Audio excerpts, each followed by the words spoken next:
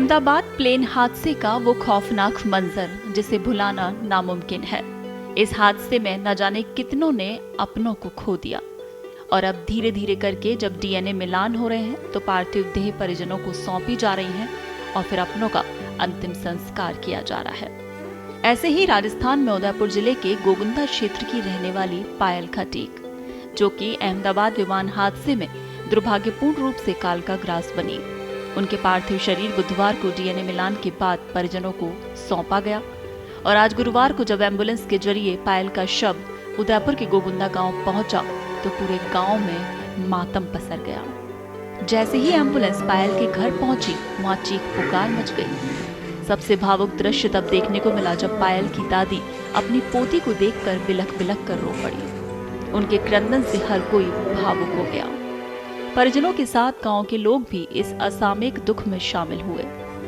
घर से शव को जैसी अंतिम यात्रा के लिए ले जाया गया, सैकड़ों लोग उसमें शामिल हुए।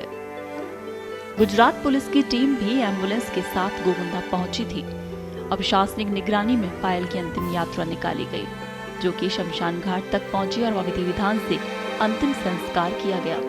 तब पूरे गांव ने नम आंखों से अपनी बेटी को विदा किया। आपको बता दें कि अहमदाबाद में हुए विमान हादसे में कई लोगों की पहचान डीएनए परीक्षण के जरिए की जा रही थी। पायल के शव की पहचान भी डीएनए रिपोर्ट आने के बाद ही संभव हो सकी और उसके बाद शव परिजनों को सौंपा गया। अहमदाबाद प्लेन हादसे का वो खौफनाक मंजर जिसे भुलाना नामुमकिन है।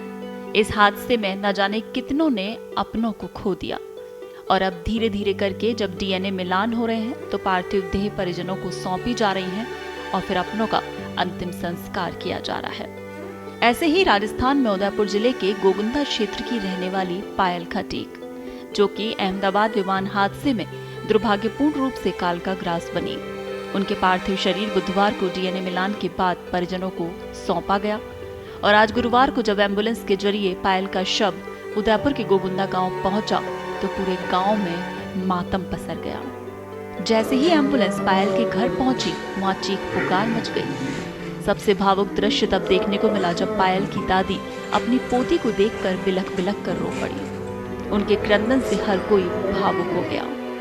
परिजनों के साथ गांव के लोग भी इस असामयिक दुख में शामिल हुए।